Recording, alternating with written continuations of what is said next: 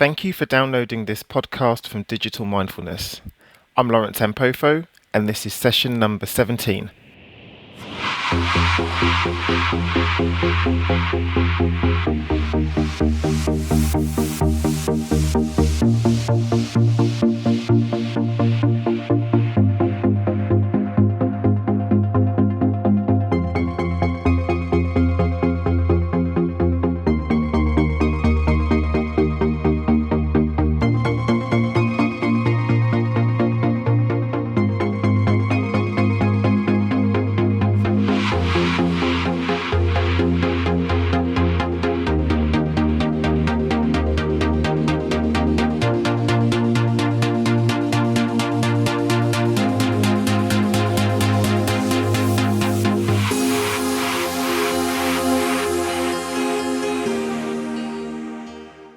Hello and welcome to the Digital Mindfulness podcast, where every week I talk with experts from around the world on ways in which people and organizations can enhance their relationships with digital technologies and digitized societies. In this episode, I speak with the author and journalist Michael Harris. Michael is the author of the book The End of Absence, in which he discusses how, despite all of the changes that we experience, the most interesting is the end of absence, or the loss of lack. He claims that there is no true free time when you carry a smartphone, and the rarest commodity is the chance to be alone with your own thoughts. In this discussion, we talk about so many things, from engineering digital absence into our lives, to sharing real strategies on how you can improve the way that you interact with your digital world. I hope you enjoy this interview with Michael Harris. Okay, so Michael, thank you so much for joining me today. I'm absolutely thrilled and I can't wait to get underway with this. But I'm wondering, just for people that might not know who you are, could you share a little bit about yourself and how you came to write the book? Sure. So I am a Canadian journalist. I was working in Vancouver at the City magazine, Vancouver magazine, a few years ago. And like a lot of people who work in journalism, I was one of those people with multiple screens in front of me at all times, including my cell phone going off. And I had a sort of breakdown moment when I stopped being called an editor and started being called a content creator by our producer, or publisher rather. And at that point, I just left my job and began looking at that frenetic climate I had been enmeshed in for so many years as an editor. I began wondering, what has this done to my brain? Why do I feel like I'm not accomplishing anything significant? And it really just took me down a rabbit hole. I began reading rather, Marshall McLuhan and Neil Postman and Nicholas Carr, Sherry Turkle. And I started to see that our media experience, which feels so much like a today and the future thing, has this huge history. And I realized I wanted to write something more significant about that larger media picture, how we inherited this age of screens and how that changed us. So I ended up writing The End of Absence, which is a book about living through a Gutenberg moment. The Gutenberg moment. And I love the title, The End of Absence. Yeah, that really drew me in. What did you mean by that? Good question. The book was originally titled The Loss of Lack, which is even more confusing. And publishers hated that title because it has two negative words in it. We then tricked them with The End of Absence, which of course is still two negative words, but they felt like they had got their way because we had changed it. The End of Absence is probably a bit more clear. What I meant by absence is it's kind of catch-all term for solitude, daydreaming, reverie, these qualities of life, these absences in our life that the maelstrom of digital content robs robs us of. Uh, so the end of absence was about living through this Gutenberg moment, noticing the difference, and being perhaps the last generation in history to know the difference between before and after, right? If you were born before 1985, uh, then you know what life was like without the internet. If you were born after 1985, you don't have that experience uh, of non-digital life, so you can't compare your life to anything.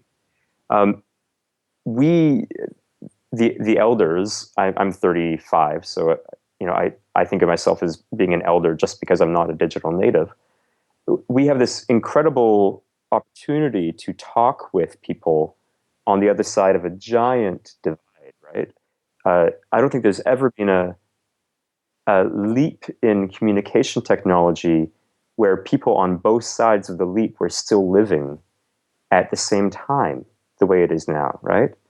If there was a telegraph that was invented or a printing press or even a telephone, these things took generations before they became completely common. Whereas our world has been wholly reimagined by the internet in the space of a single generation. And so, for the first time in history, we have the chance to talk to people on the other side. So, when I wrote The End of Absence, when I called it The End of Absence, it was based on this idea that I wanted to talk to people who were digital natives. I wanted to tell them about the end of absence, this kind of mysterious change that had taken place.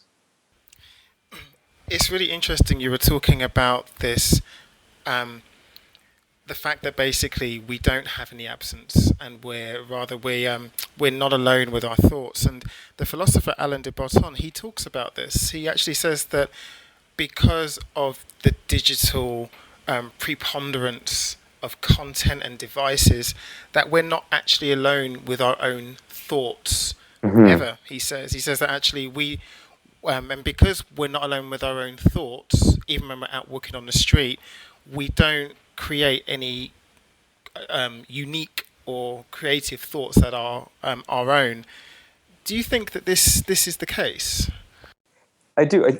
I think that one of the uh, main values of solitude, uh, and that can be solitude in a crowd, uh, is access to fresh ideas. Uh, I mean, think of it this way: when you're online, your entire approval system, the way that you know whether something is worthwhile, is crowdsourced. We know that an idea was good because it was shared.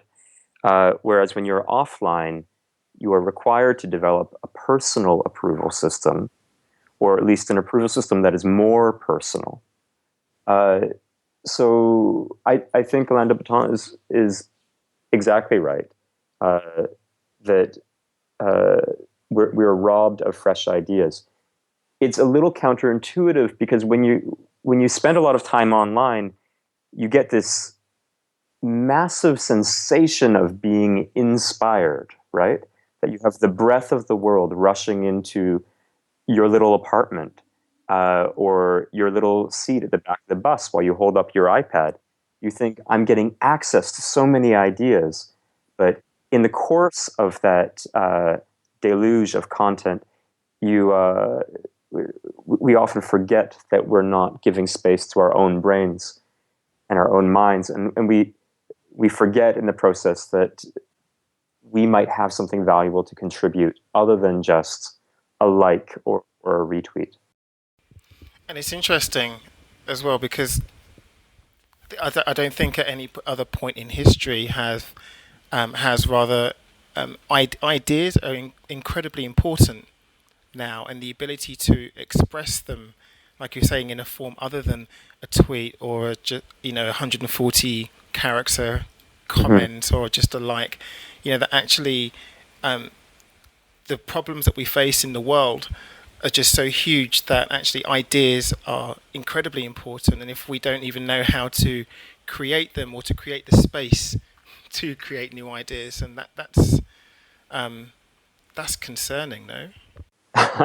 It's concerning for people who believe in language, I think, or who believe in literary language. Uh, I don't know if you've heard of Emoji Dick, but this was a project somebody took on recently where they translated all of Moby Dick into emojis. Uh, and there are a lot of young people that I've spoken with, interviewed, uh, who feel very comfortable translating their own uh, powerfully intimate uh, feelings and ideas into graphics, into emoticons, and then into emojis, and now into GIFs or GIFs. Um, and I think that this represents possibly a return to a kind of hieroglyphic state. Uh, you could argue that it's oral culture returning, or that it's just purely pictorial culture. Um, but it's a remove from the much more nuanced Latin-based alphabet that our whole literary culture has been based on for so long. That's a long answer to your question, but uh, it's I think it's important as we grumble about children uh, changing their language when they go online, or having their language changed by those online systems, that uh, the way that we communicate with each other has always been in flux.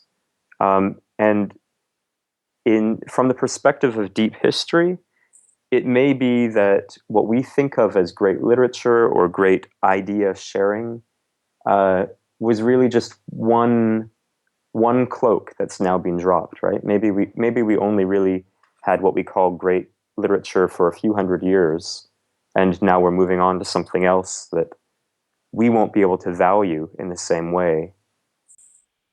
So, do you think then that because the way we've communicated with each other has always been in flux, are we just then, as a society, learning how to deal with the richness in the increasing complexity of communication that digital provides? Uh, well, I think we do have to remember that every baby born today is born with the same brain that babies 30,000 years ago were born with. Um, we begin designing the byways and highways of that brain the moment the child is born. But uh, I don't think that humans themselves are evolving into a more uh, intense or digital interface. So what I mean is that our technologies are learning to meet us perhaps more than we're learning to meet them. I know when I travel, sometimes I'm in parts of the world where my network doesn't stretch, and Mm, there are certain parts of the month or whatever that it's impossible to communicate with me. I'm disconnected mhm, whilst being in cities or wherever, and it's the first time that it happened to me. I know that I felt almost disembodied. I felt very like nervous that I was missing something. yeah. I could feel I had more tension in me, and um, I definitely felt that. But I think now that I've been traveling, I travel, a lot more, and I'm quite used to being disconnected Mm, from all of this. mhm, And everyone else now knows, of course, that I do travel. So there will be parts of the month when I am disconnected, and so now this feeling that I had of tightness and tension, it just isn't there. How mm. was it for yourself when you kind of engineered absence, if you like? Well, during my research for the book, I took 30 days off from the internet and my cell phone, uh, Cold turkey. cold turkey. Uh, and this was an attempt to return to 1980s technological reality. So something that I had experienced when I was a child, but that I feared I couldn't return to. Um, And as you mentioned, there was a sort of withdrawal symptom stage. I was extremely nervous for the first week or two, uh, and I I realized that every morning that I woke up, uh, my first thought on entering conscious life was, "What did I miss?" And it wasn't. This wasn't actually a new phenomenon. I realized that was actually the way I was living my life all along. That even before I took this media fast, uh, I had been waking up and immediately trying to dive into the internet. By the end of that month's fast, however, I woke up and the first thing I thought was, "What shall I do today?"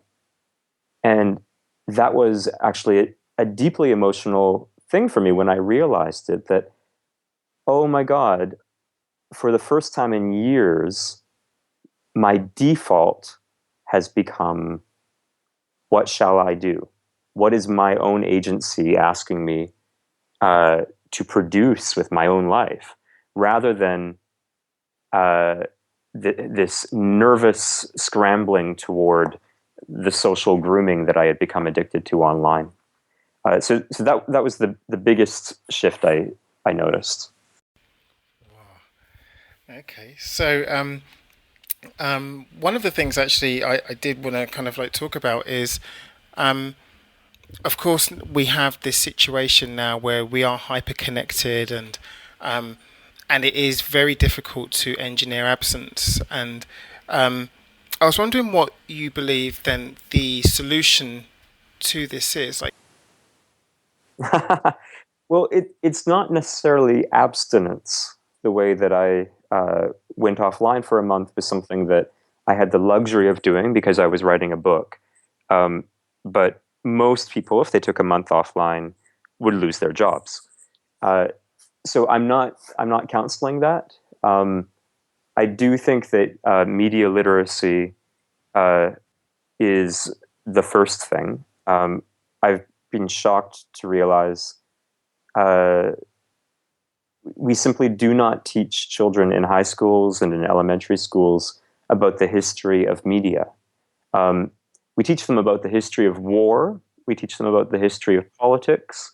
Um, and it's insane, I think, that we don't teach them about the history of the lenses through which we understand history, politics, uh, war. Um, that's I think the first thing that needs to be done. If I was going to create a prescription, we need to bring media literacy into school curricula, and cannot be it can't be the case anymore that the media studies class in a high school is a bunch of kids making a commercial using a camcorder or an iPhone. That is not media studies. That is just being alive in the 21st century. So I really think it needs to become critical media studies that we introduce to schools. so one of the things you talk about is desire, which which really comes from the anticipation Mhm, of that which is not yet obtained. mhm, Um, so I'm really interested in your opinion on this. Now that we live in a Netflix and Spotify culture where everything we can possibly want is on demand, um, what do you think this does to our human desire, if you like? Because now we've got this new phenomenon. For example, we've got binge watching, mhm, which gets so much media coverage, mhm, and I imagine that does do something. I know certainly for myself, like when I'm watching Netflix, that does something to I just think, okay, well, I'll just watch all of it, and I mhm. do realize it is actually quite um, addictive. And I was just wondering what you think that the on-demand culture does to our sense of desire. Well, these things are, of course, very difficult to quantify, uh, but um, there's a poet who I love, Anne Carson, and she wrote a book called Eros, the Bitter Sweet, um, about erotic desire, and she points out that um, that term bittersweet, or in Greek, I guess it was glucous pikron. Um, it was actually sweet bitterness in Greek, um, and uh, built into to our idea of the erotic then is that desire, right? The bitterness that goes along with the sweetness. That you can't have just sweetness in uh, in your experience of loving something, or else it's just sensational. It's not the richness of the full experience. So glucose picron, that sweet bitterness that is inherent to erotic desire, means you have to be without something. You cannot desire that which you have, right? It's sort of commonsensical. Um, but certainly, when we look at uh, online dating apps or hookup culture, uh, I think anybody who's participated in those things would say that we we have given up a kind of uh, emotional richness uh, when we have access to something without the pause before, without the distance between that which you want and that which you have. And I guess if you're not even able to understand that, the importance of the distance and the importance of anticipation, if you've grown up in this digital culture with the Mm. web and the net, um, that must do something to your concept of desire, as you were saying. Like, if you want something, then you just go ahead and get it Hmm. in whatever form it happens to manifest itself, rich, whether it's a rich experience or not. And you can see this play out in copyright debates, right? I mean, I maybe this is a very old-fashioned perspective, but I'm often appalled when I see how ruthless people are about uh, the stealing of other people's work. Um, it's called the sharing culture, but it really is the stealing culture. Um, uh, my book is stolen every day online, and when I, in a fit of vanity, Google myself and try and find the hits that are have just occurred in the last 24 hours. I would say about half of them, those super recent ones, are for torrent sites helping people steal my book. Um, it's hard not it's hard not to feel annoyed by that when your livelihood is based on book sales. Um, but in a more uh, philosophical vein, you can also feel a little bit sorry for people who uh, are stealing things with they have denied themselves the joy of anticipation. They've denied themselves the joy of earning something. I mean, any farmer can tell you how much better food tastes when you grow it yourself. Uh, there's something inherent to the human experience that uh, makes us love that which we struggled for. Uh, I don't think that a species that hated struggling for things uh, would have got very far evolution wise, right? So, so back to that earlier point you made about fresh ideas. What does it do to our intellectual and creative culture when all creative content is nabbed? When your copy of Rilke or Foucault is no longer precious to you? Uh, I'm not smart enough to answer that question, but I think it's certainly something that we'll have to come to grips with in the next decade or so. It's certainly a question worth asking, you know. But then I just want to kind of go back then to the point you were just making. Is there then, do you think, a link between absence and creativity or productivity? Like, do you think that if we are able to engineer absence into our highly connected lives, that Mhm. um, that you can be more creative or be more productive? Absolutely. It's about engineering a media diet that is optimal to what you want to achieve in life. Uh, some people have jobs and brains that are best suited for near constant connection, perhaps. Um, I don't know those people. I'm not sure that we would get along. But if they do exist, they should uh, organize their lives accordingly. Um, most of us uh, have jobs that require that we generate some kind of original content, and you cannot generate original content um, or have an original thought uh, at the conference table. You have to go out and see what the world is doing, of course, but you then also have to return to the tower. You have to go out into the field and then back to the tower, and out in the field, back to the tower. Um, and maybe I should correct something I just said. I said most of us create original content.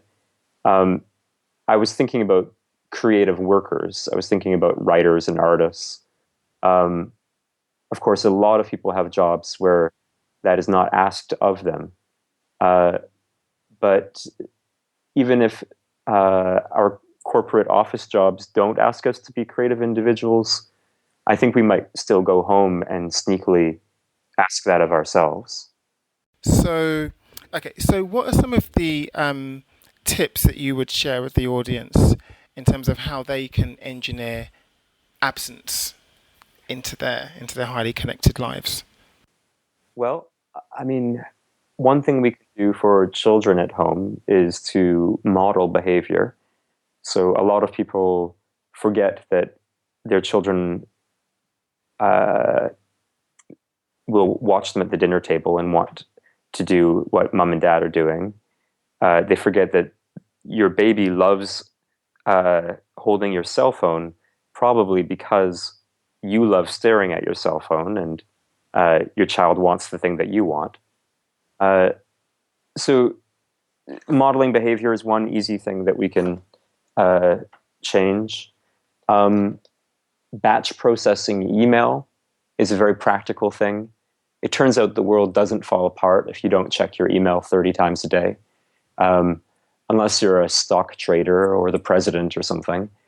Um, you can probably check your email 5 times a day and be even more productive than if you were perpetually checking it. Um, what else? If you're a manager, you can take on the responsibility of creating an expectation of absence when people take time off work.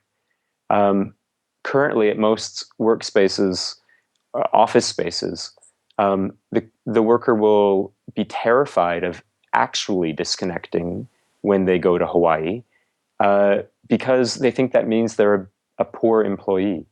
So, changing office culture uh, uh, by, for example, setting up somebody's work email in such a way that they cannot be connected when they are supposed to be on vacation.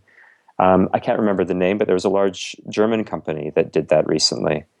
Um, the the point is that in all these tiny ways, we decide how to engage with our technologies. We choose what kind of media climate to live inside of, rather than being passive and letting these things choose for us. And when you were talking about this idea of looking at our media critically, I know you were saying that we don't really teach this in schools, but certainly I know this isn't just even in, there are a lot of adults that don't really know who Marshall McLuhan is. But who would you recommend that we read, or like documentaries that people watch about, enhancing their kind of their knowledge about how media affects us? Well, you're in England. In England, there's a couple people. I love. There's Tom Chatfield wrote a great little book for the School of Life series called How to Thrive in the Digital Age. I think that's a fantastic primer for anybody who's new to these kinds of ideas. Um, in the same series, actually, I promise I don't have a connection to it, but in the same series, there's a book called How to Be Alone by Sarah Maitland. And it's a beautiful book. She doesn't really talk about digital technology, but she talks about how uh, how difficult it is for us to disconnect in a broader sense. So those two books are great. If you're interested in neuroplasticity and how the internet is turning you into a buffoon, you might check out Nicholas Carr's book, The Shallows, which was written several years ago now, but is still one of the best. And one last one, there's a book called The Information by James Blake. And that is, I think, my favorite history of technology. He's a phenomenal American media critic and historian. This is really interesting because now, I know we talked about this in the pre-interview, but you're writing a book now on how to be alone and about Yeah, yeah, solitude instead of loneliness, if I exactly. understand right. Yeah. Okay, yeah. What's the premise of this book? Well, the idea is that there are several books out uh, published in the last 50 years or so about the value of solitude. And there are lots of books that have been published about how the internet is messing with your life. But there aren't very many books about combining those two principles, which is a little strange to me. So I wanted to write a book about how does solitude benefit us, and how do we where do we go looking for solitude in a world saturated with media? Uh, the the basic premise is that there are three values of solitude. One, like we discussed, is access to fresh ideas, but the other two are increased self-awareness, self-knowledge, understanding of the self. And the last one, paradoxically, is understanding other people.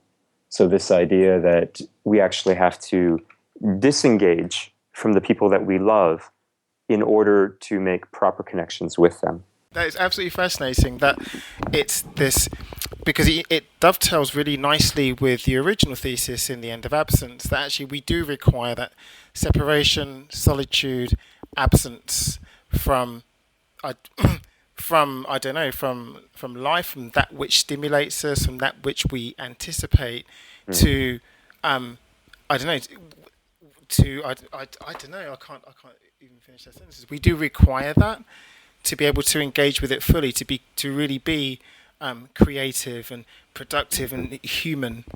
Or am I overstepping?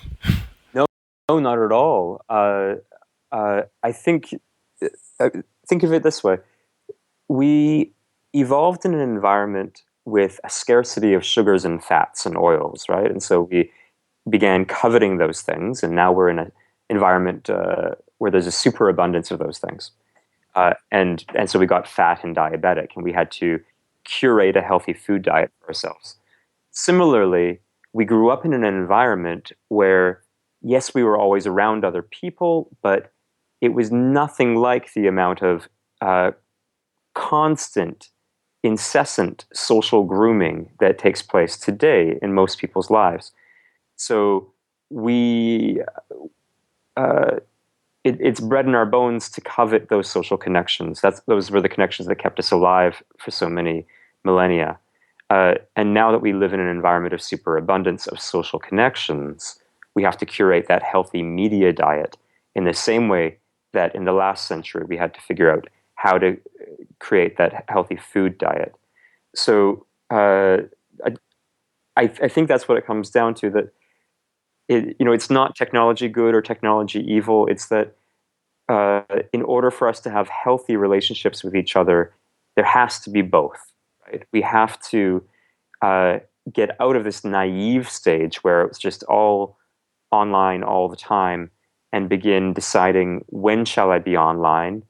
When is it a good idea, for example, for me to connect with my boyfriend when I'm in Paris? When was it a good time for me to just sit with that dinner in Paris and not send an Instagram photo of it to all of my hundreds of connections? Uh, we have to be able to choose when to separate. And until we learn how to make those choices, we won't, as you say, we won't really be fully human. We won't really be masters of our own circumstance. Right, we'll always be at the mercy of our feelings and our It, kind of yeah, strange relationships with our devices. it's our devices have uh, learned how to capitalize upon a very base instinctual set of desires that we have. Those desires are to be groomed by each other, right? Uh, and this was a very long road that began probably with the invention of language itself. Language allowed us to groom several people at once. And then the written language allowed us to groom hundreds or thousands or even millions of people at once. When you think of the kind of social grooming that J.K. Rowling does, right? She grooms the entire planet. But we shouldn't forget that that's what we're ultimately doing. We are uh, covetous of that human hand against our skin, and our communication technologies, whatever they look like, are an abstraction of that desire. I'm maybe getting a little bit poetic now, but uh, I think we have to remember that every little thing we do on Facebook and Twitter uh, can be rooted back to that very basic human desire. And just like we have that basic human desire to consume as many sugars and fats as we can get our little hands on, we we're now at a stage where we have to perhaps question our own instincts. Uh, and that's actually an exciting place to be, because it means that we get to have a little more agency than our genes have. Absolutely. Michael, this is absolutely fascinating. Thank you so much. Where can people find out more about you and your work? Well, there is a website, endofabsence.com, uh, which I am pretty good about updating. So that has a blog built into it, which I update once a month or so. And it's got all the details, I think. That's got all your details. Brilliant. Well, Michael Harris, thank you so much for spending time with us today. I really appreciate it, and good luck with the new book. Thank you. Thank you for having me. There was so much there. Understanding how technology taps into our underlying human desires, and also how important it is for us to question their impact, to take back some control over our lives, is just so powerful. If this interests you at all, please join us for the Humanising Digital Summit in December, where you'll hear from over 20 experts sharing their ideas and their strategies on ways that we can improve the ways that we engage with our digital devices and our digital world. Join me next week when I'll be back and be sharing more amazing content with you. Until next week, take care.